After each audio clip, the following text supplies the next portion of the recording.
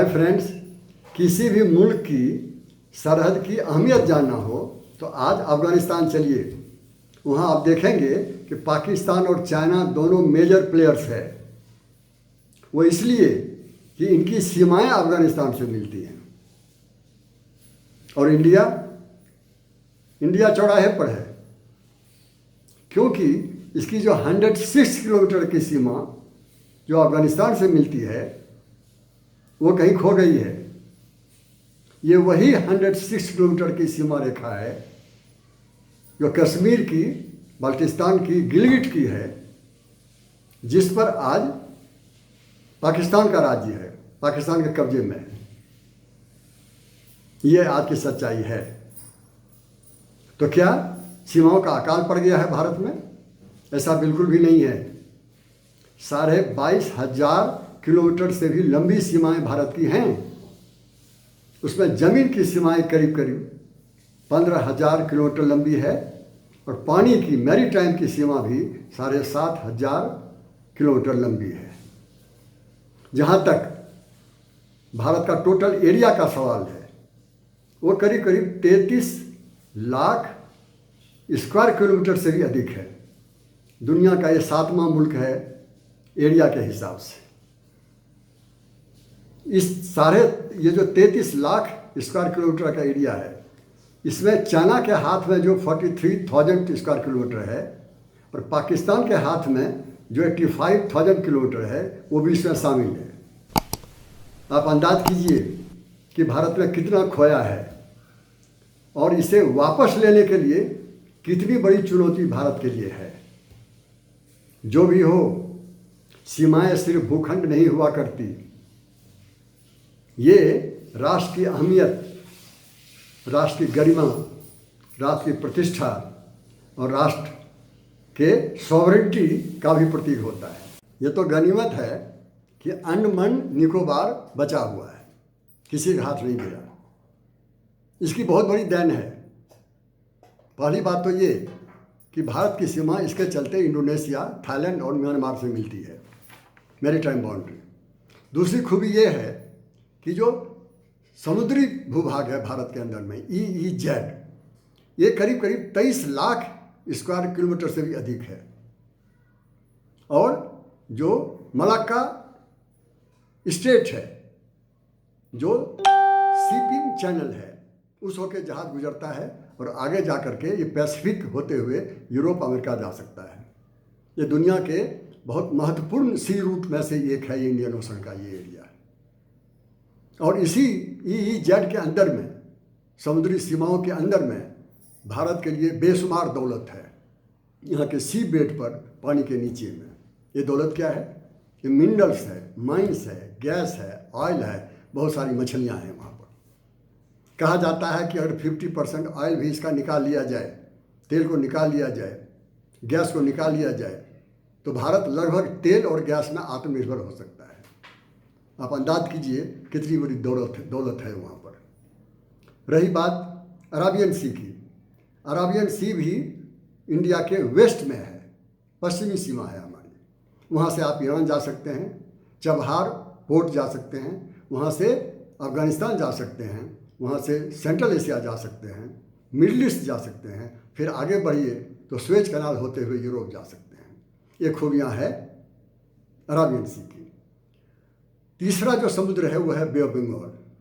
आप जानते हैं, अगर आपको मेन लैंड से असम की तरफ जाना हो, नॉर्थ ईस्ट की तरफ जाना हो, सिर्फ एकमात्र कॉरिडोर है, वो है सिलीगुड़ी का। ये ओवर प्रेशर में रहता है। तो इंडिया को एक ऑल्टरनेट रूट चाहिए जो बे ऑफ बंगाल देता है।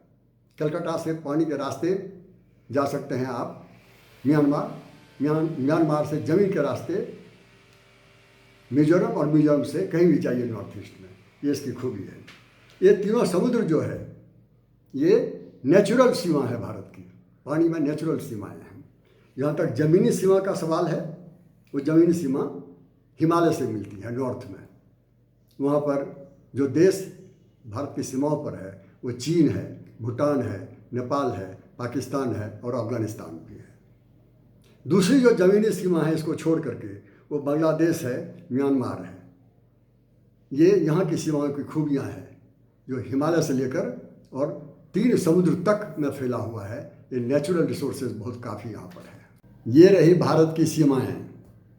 अब मैं बात करूँगा कि इन सीमाओं पर जो चुनौतियाँ हैं, चैलेंजेज हैं, वो क्या क्या है। पहली बात तो ये कि हिमालय आज लहूलुहान है पाकिस्तान और चाइना के कारण। 1947 में जब मुल्क आज़ाद हुआ था तब कोई परेशानियां नहीं थी, कोई डिस्प्यूट नहीं था।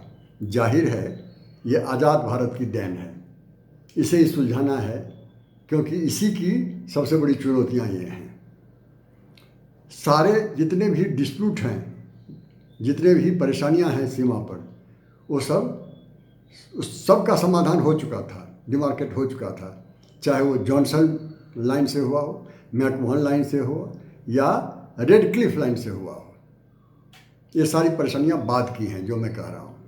दूसरी बात यह है कि भारत की सीमा जो 22,500 किलोमीटर से लंबी है, इसकी चुनौतियां भी हैं।